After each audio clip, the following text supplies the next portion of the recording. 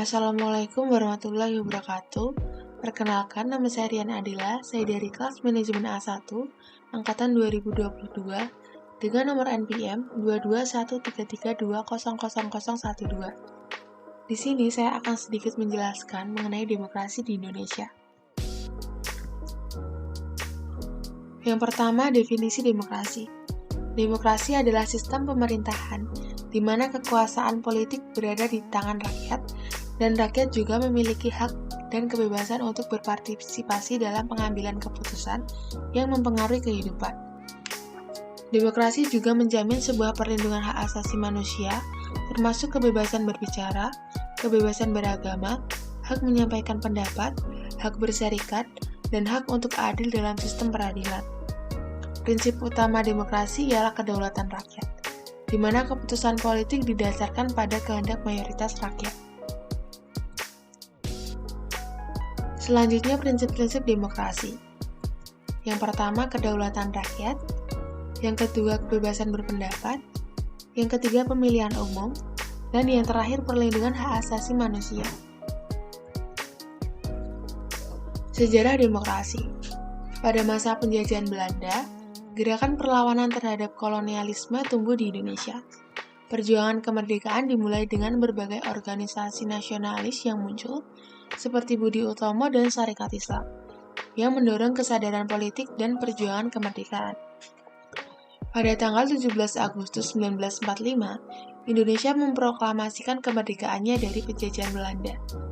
Pembentukan Negara Kesatuan Republik Indonesia atau NKRI menjadi tonggak penting dalam demokrasi di Indonesia. Setelah kemerdekaan, Indonesia menghadapi tantangan dalam membangun negara demokratis. Masa Orde Lama yang dipimpin oleh Presiden Soekarno ditandai dengan pengembangan konstitusi, sistem multipartai, dan pemilihan umum. Namun, kondisi politik yang tidak stabil dan konflik internal mengakibatkan peralihan ke masa Orde Baru. Pada tahun 1965, Soekarno digantikan oleh Soeharto, dan Indonesia memasuki era Orde Baru. Di bawah pemerintahan Orde Baru, demokrasi terbatas, kebebasan berpendapat terbatas, dan partisipasi politik diawasi dengan ketat. Namun, pada akhir Orde Baru, muncul gerakan reformasi yang mendesak perubahan dan reformasi politik.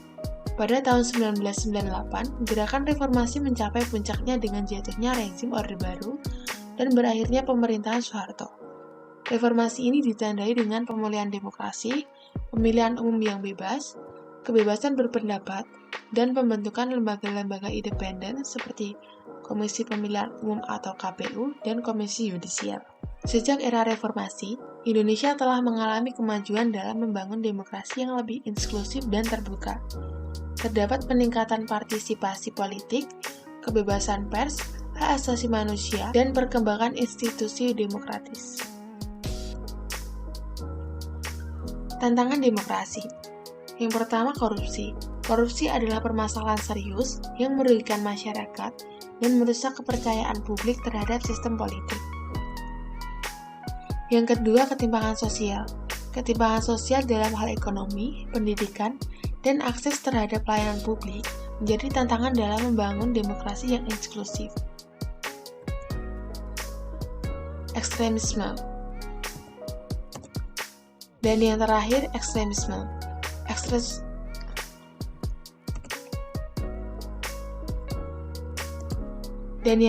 ekstremisme.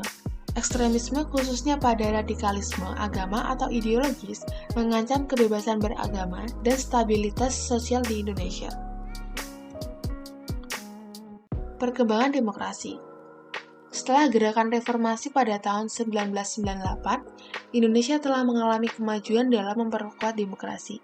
Pemilihan umum yang bebas dan adil secara teratur diadakan, kebebasan pendapat dan pers semakin dihormati, serta perlindungan hak asasi manusia semakin diperkuat.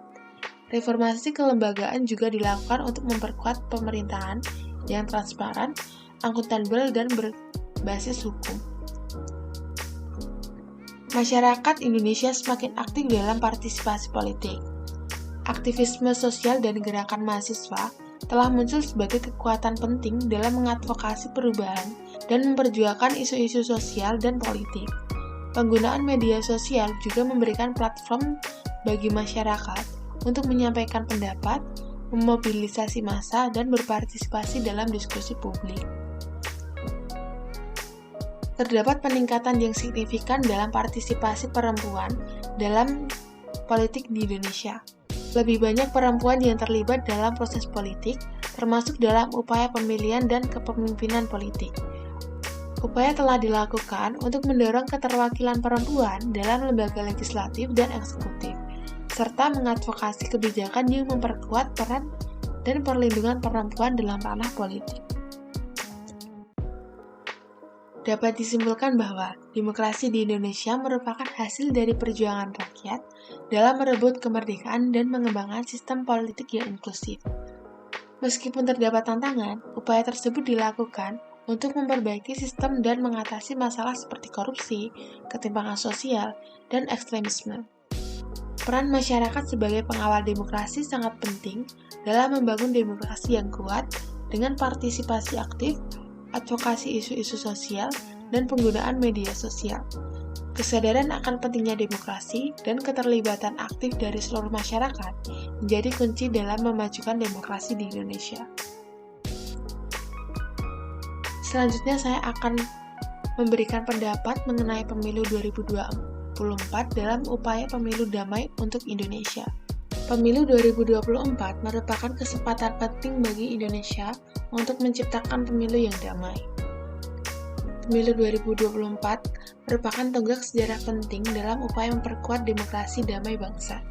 Dengan melibatkan partisipasi aktif dari seluruh rakyat Indonesia, pemilu tersebut memberikan kesempatan bagi masyarakat untuk menyuarakan pilihannya dan menentukan arah masa depan negara.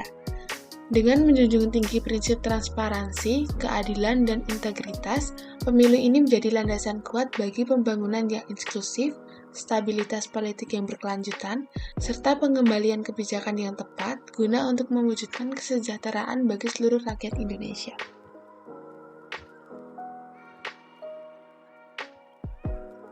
Sekian penjelasan saya mengenai demokrasi di Indonesia dan tanggapan saya mengenai pemilu 2024. Bila ada tutur kata yang kurang berkenan, saya mohon maaf.